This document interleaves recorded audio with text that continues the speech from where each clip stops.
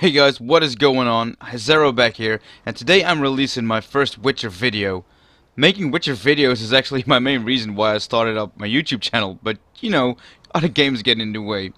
During my live streams, you guys have been massively asking me about my builds and how I use them. I've developed 3 builds over this year while playing The Witcher, and they're all built on 3 basic Witcher gear you can find throughout the game. Feline, Ursine, and Griffin School gear. I always play on Death March. It's challenging, very rewarding. If you're not doing it, please play on Death March. It really makes the game even better than it already is. So all my builds are based on Death March gameplay. Every build I show you guys is based on a level 35 character with all the places of power consumed for the ability points. One more last thing before we getting started is I want to congratulate CD Projekt Red on winning the Game of the Year and Best RPG of the Year awards for The Witcher 3. I saw it coming by miles. It's all well deserved. You guys did one hell of a job at this game. Congratulations, guys. Well, enough chatty. Let's get started on Witcher School Part 1, Feline Armor. Now, assuming you guys are searching this up on YouTube because you guys want to know what the hell am I supposed to do with my cool, awesome, mastercrafted feline gear. Now, you're at the right place for that, guys. I'm gonna run through the specs of the gear. Oh, this is the character screen. 1 second. I'm gonna run through the specs real quick before starting off on how I build my abilities around this gear. Now, first of all, I'm using the feline armor weapons. Of course, it's all feline build, and the feline steel and silver swords come with bonuses for chance of bleeding and buff chance. Critical damage bonuses are also rewarded on the upgraded feline crossbow. And it has a higher attack rating compared to Bear School, but a smaller critical hit bonus. So, looking at the swords, like what I placed in my swords, like this is all for your own interpretation. How you want to fill in the glyphs, that's all you. Look, like that's all. That differs on playstyles. If you want to go for like I have chance to stun, chance to cast burning, and chance to poison. Why I did that is because I want to get the achievement for dealing all that damage on one single person. I haven't got it until so far. Actually, I did. I'm sorry, I'm lying. So that's why I based my glyphs on, and you can see almost the exact same thing with my steel weapon. Only it has more attack power, armor piercing, of course, because you use steel weapons only against humanoids. And you want to be piercing their armor they're wearing. Chance to cause burning and 25 more attack power versus humans and non-humans. But that's my enhanced Hanged Man's Venom. For the Witcher armor, the feline armor set offers players great bonuses to both stamina and elemental protection. It's also similar to the Griffin School in the sense that it offers some monster damage protection as well.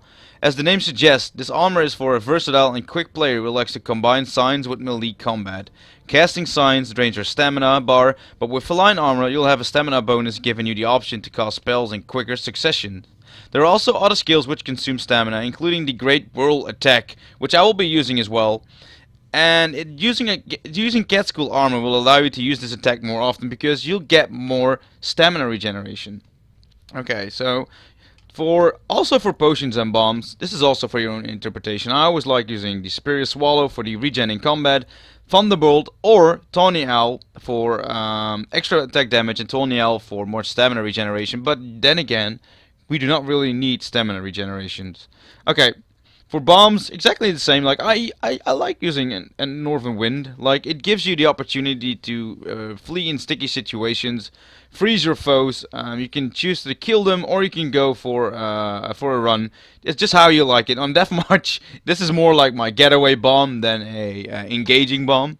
But it's all for your own interpretation, guys. Okay, let's see. The abilities I'm using for my Cat School gear is focused on laying fast attacks and casting a lot of signs. Now, before starting off explaining this, I build Cat School gear the way I think it's supposed to be built, and if there's a more officially kind of way to build Cat School gear, that's fine. But don't get confused. This is how I build my Cat School gear. So if it's not really lore correct, then that's because I'm giving it my own interpretation, and that's what you guys have to do while playing The Witcher as well. Play it how you want to play it. That's really important because it will only make the gameplay better for you. Now, starting off with the combat skill tree, of course I took all the fast attacks because yeah, you're focusing on fast attacks. So if you're missing these out in a fast attack build, then yeah, then you're not doing it right. So of course muscle memory, Fast attack damage increased by 25%.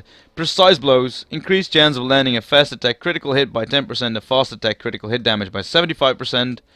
The whirl is the active attack, spinning attack that strikes all foes in the surrounding area. Maintaining the attack consumes stamina and adrenaline, consumes 50% less stamina and adrenaline at full rank. Crippling strikes. Fast attacks now also apply a bleeding effect. Affected enemies lose 100 vitality or essence points per second. Duration 5 seconds. Overpowered, guys. This is the crippling strikes is really good. Like, the bleeding damage you do on a Death March boss is insane. Like, you could just hit him once. It applies a bleeding effect that would take off, let's see, 1/16 of his health just by bleeding. That's a lot. Like, you can just slash a boss and you can just wait for him to bleed to death if you land enough bleeding hits on him.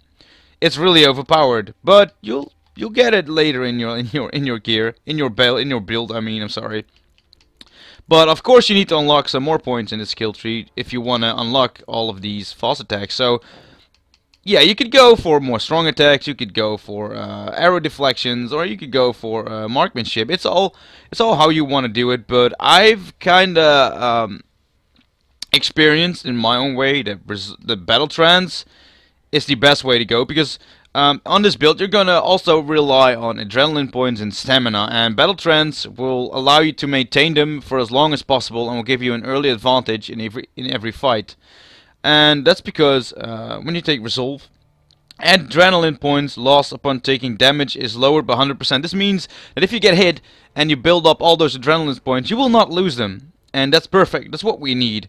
Going through the second one, you get Undying. When vitality reaches 0, adrenaline points, if available, will be consumed to restore vitality. The amount restored is based on the number of adrenaline points used, plus an additional 100%. Wow. Like, I don't really have to explain this one for you guys, especially on Death March.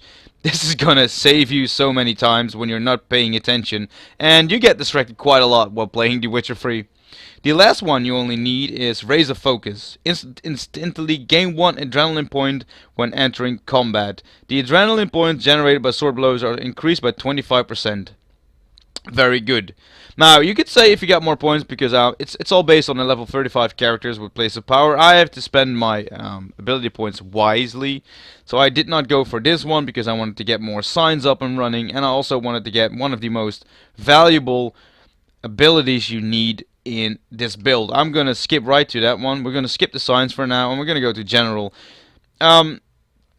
Also this, like, if you say like, hey, rage management is very good. If your current stamina level is too low, signs can be cast using adrenaline points. This can be very useful in the beginning levels. But I don't like it because it kind of lacks off late game. Like when you reach level 15, you don't really need this anymore because you have built up better sign intensity and you will be able to maintain your signs better. So I don't really use rage management. If you're struggling early levels, you could get it, but that's all up to you. The only one I think is really important. No, it's not really important. It's necessary for this build. Is of course cat school techniques. Each piece of light armor increases critical hit damage by 25% and fast attack damage by 5%. Now this is the ability where we base the build up on. If you do not have this in your Feline armor build, then you could just start all over again, because then you're not building it right. Like I'm saying, like, you could build it however you want, but if you're not using this technique, then you're not doing cat school technique.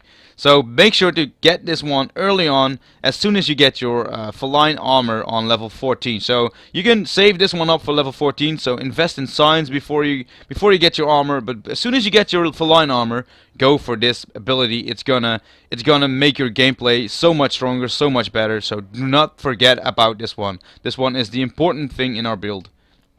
Going up to signs, I have not really invested that much in signs because, yeah, like I said, like when you're doing the Feline armor, you're doing a lot of fast attacks. You don't have the time to cast signs. Casting signs is more of a preemptive kind of thingy and more of a escape getaway kind of technique. And I'll show you because Quenn, when I always play on Death March, and Quenn and Axii are the signs which are so overpowered, I will always go for Quenn first when I play on Death March with this build.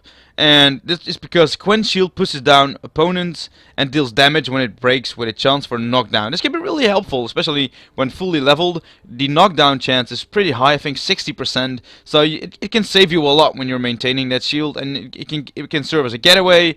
And when people are knocked down, it can serve as a one finish move. So it can save you quite a lot in your deathmatch playthrough. But this is the ability that every new deathmatch player has to get. It's an alternate psi mode for Quenn. Maintaining an active shield no longer drains stamina. Stamina drained for blocked attacks unchanged. And here it comes, guys.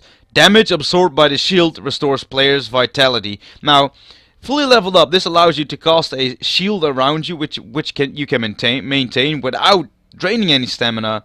When I would say like a bandit or a deserter attacks you, the damage the shield's absorbed gets reflected back onto you through health. So if you're low, get that active shield going, absorb that damage, and you'll be back like 80% of health. It's really insane. It is really insane. But be aware though that giants, bigger creatures like basilisks and stuff, they can melt through your shield. So be careful for that, because it does not absorb any knockbacks. If an enemy uses a knockback on you, it goes straight through your shield, so be aware of that.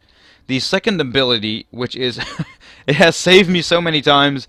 It's really, I think this is the sign that's the most overpowered sign in the game. Now, just the delusion one is more of a background story kind of sign, because this will allow you to increase the effectiveness of Axii in dialogues. You can persuade people better. You can persuade higher enemies, so you can just go walk through that gate that you will not be able to walk through without casting Axii on the guards. Stuff like that. It will give you shortcuts. It will give you extra XP in dialogues. It is really useful, guys. But the one we want is also the alternative sign mode. It is absolutely fantastic. Targeted enemy briefly becomes an ally and deals 60% more damage. Now, there has been so many situations in which I get left alone with, like, let's say 10 witch hunters, 8 guards, let's see, 15 Indraga warriors, you name it, and the only thing I have to do is cast the alternate psi mode Axii puppet on one of these opponents, and you can turn entire mobs into each other's, because the puppet also taunts every opponent in his radius. So when you cast like the guy in the middle of a mob, he taunts everyone around him, and they all start hacking in on each other, and the guy you puppet signed deals 60% more damage. Now, what I just do is, like, I cast puppet on anyone, crack open my beer, sit back and relax while the mob is killing each other for me. And the only thing you have to do is cast a new sign onto new opponents. So this can, you can see it as a deathmatch cheese. Yeah, you can, but it's really, really good, guys. It's really good. So that's it for the signs. Actually, it's really, you gotta, if you're saying like, hey man, it's all good and mellow, but I want to go for more Yrden, because I got Yrden because I had to invest in another Quenn sign, another sign, so I could get the alternative signs up. But Yrden is also very viable on your Feline or a playthrough, because it can slow enemies, it can damage enemies inside it, and when enemies are slowed, like that's when you get better. I mean, you're fast, you lay fast stacks, but when enemies are slowed, you're even more faster. So Yrden is also a very, very beneficial sign you can invest in.